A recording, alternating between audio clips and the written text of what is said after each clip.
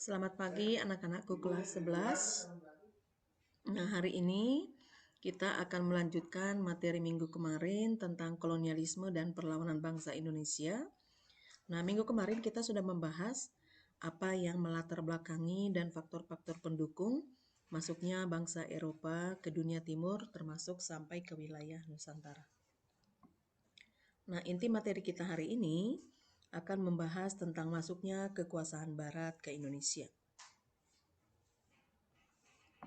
Masuknya kekuasaan bangsa Barat ke Indonesia itu diawali dari masuknya bangsa Portugis. Bangsa Portugis masuk ke Indonesia dimulai dari pimpinan Alfonso de Albuquerque, memulai kolonisasi di Nusantara yang diawali dari Malaka pada tahun 1511, di mana Malaka pada masa itu merupakan pusat perdagangan di Nusantara, selanjutnya melakukan ekspedisi ke daerah lain sebagai penghasil rempah-rempah, terutama ke daerah Maluku pada tahun 1512. Monopoli perdagangan yang dilakukan oleh negara Portugis, terutama untuk monopoli perdagangan rempah-rempah, berakhir pada tahun 1575 setelah dikalahkan oleh Sultan Baabullah dari Ternate dan kemudian disingkirkan oleh Belanda dari Ambon pada tahun 1599. Kemudian yang kedua, masuknya bangsa Spanyol ke Indonesia. Ekspedisi Spanyol di Indonesia sejak tahun 1521 datang ke Indonesia setelah dari Filipina, yang dipimpin oleh Ferdinand Magelhaens.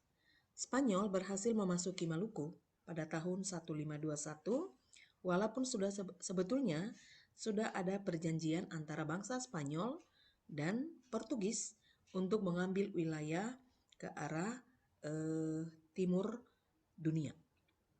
Kedatangan Spanyol di Maluku tentunya menimbulkan persaingan dan konflik antara Portugis dan Spanyol. Kemudian kedua negara ini melakukan perundingan di Saragossa, Spanyol pada tahun 1529 yang kita kenal dengan Perjanjian Saragossa, di mana Portugis dan Spanyol membagi wilayah kekuasaan. Maluku menjadi wilayah kekuasaan Portugis dan Filipina menjadi wilayah kekuasaan negara Spanyol. Nah, tentunya dengan disepakatannya Perjanjian Saragossa, maka Filipina segera meninggalkan daerah Maluku dan Maluku menjadi wilayah kekuasaan bangsa Portugis. Yang ketiga, masuknya negara Belanda ke Indonesia. Penjelajahan samudera yang sudah diawali dan dipelopori oleh bangsa Portugis dan Spanyol itu mendorong bangsa Eropa lainnya juga untuk melakukan ekspedisi ke dunia timur termasuk negara Belanda. Ekspedisi pertama Belanda itu di bawah pimpinan Cornelis de Houtman melakukan pelayaran dan tiba di daerah Banten pada 1596. Ekspedisi kedua yang dilakukan oleh Belanda pada 1598 sampai dengan 1600 itu diterima baik oleh Sultan Banten. Pada saat itu, daerah Banten terlibat perang dengan bangsa Portugis. Sehingga diharapkan kedatangan Belanda menjadi sekutu bagi daerah Banten untuk melawan kekuasaan bangsa Portugis, kemudian yang melakukan pelayaran ke Maluku, Ambon. Dan sejak tahun 1623, Kepulauan Banda dan Kepulauan Maluku sepenuhnya sudah kecewa dengan kebijakan-kebijakan Portugis yang sudah melakukan monopoli perdagangan. Yang ketiga, masuknya Inggris ke Indonesia. Inggris merupakan bangsa Eropa yang paling banyak memiliki daerah jajahan, yaitu benua Amerika bagian utara, Australia, Afrika maupun Asia. Jajahan Inggris di Asia terutama adalah India, Semenanjung Malaya. Inggris mendirikan perusahaan dagang bernama East India Company pada tahun 1600 yang bermarkas di Kalanta, Kalkuta, India.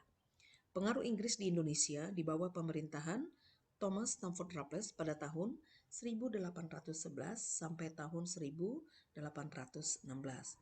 Namun, melalui Konvensi London, bahwa Belanda kembali mendapatkan wilayah kekuasaannya termasuk nanti Indonesia, sehingga Inggris juga menyerahkan Indonesia kepada negara Belanda. Nah, tentunya keberhasilan ekspedisi Portugis, Spanyol, Belanda, dan Inggris ke Indonesia ini mendorong negara Belanda memperebutkan hegemoni perdagangan di Asia Timur, dan membentuk sebuah organisasi dagang yang resmi yang berfungsi mengelola tata niaga dan rempah-rempah secara efektif dan efisien yang kita kenal dengan VOC. VOC ini diberi wewenang memiliki tentara yang harus mereka biaya sendiri.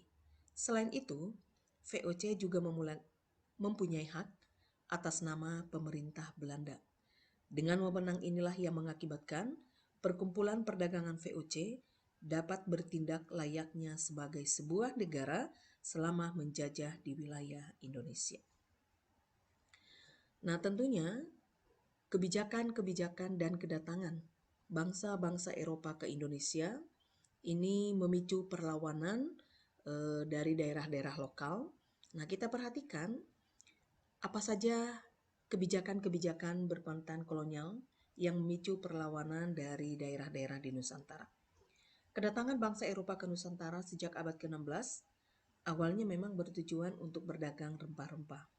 Namun kelama-kelamaan, tujuan bergeser menjadi penerapan kolonialisme dan imperialisme sehingga memicu daerah-daerah di Nusantara dan berusaha melakukan perlawanan dan mengusir penjajah dari Nusantara. Nah, ini adalah beberapa faktor-faktor pemicu terjadinya perlawanan rakyat Indonesia terhadap bangsa Barat atau Eropa. Yang pertama, adanya praktek monopoli perdagangan yang dilakukan oleh baik bangsa Portugis ataupun bangsa Belanda. Yang kedua, bangsa Eropa melarang perdagangan rempah-rempah dengan negara lain. Yang ketiga, adanya penderitaan dan kesengsaraan yang dialami oleh masyarakat Nusantara akibat penjajahan dari bangsa Eropa. Yang keempat, keterlibatan atau intervensi pemerintahan bangsa Eropa dalam urusan internal kerajaan, terutama pada masa pemerintahan kolonial Belanda.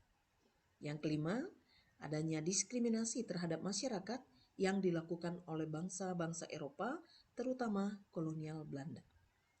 Yang keenam, bangsa Eropa bertindak secara kejam dan sewenang-wenang terhadap masyarakat Nusantara di berbagai daerah yang melakukan eksploitasi terhadap sumber daya alam dan eksploitasi terhadap sumber daya manusia. Yang ketujuh, adanya pelaksanaan sistem tanam paksa oleh pemerintahan kolonial Belanda. Nah, nanti dari faktor-faktor inilah yang memicu daerah-daerah di Indonesia melakukan perlawanan terhadap kebijakan-kebijakan pemerintahan kolonial Belanda. Nah, untuk minggu depan kita akan membahas bagaimana perlawanan-perlawanan yang dilakukan oleh daerah-daerah atau kerajaan-kerajaan di Indonesia terhadap bangsa-bangsa Eropa, baik terhadap Portugis, Spanyol, Inggris, ataupun pemerintahan kolonial Belanda. Nah, untuk materi hari ini, Ibu cukupkan dulu sampai di sini. Sekian dan terima kasih. Semoga semuanya tetap sehat dan tetap semangat ya.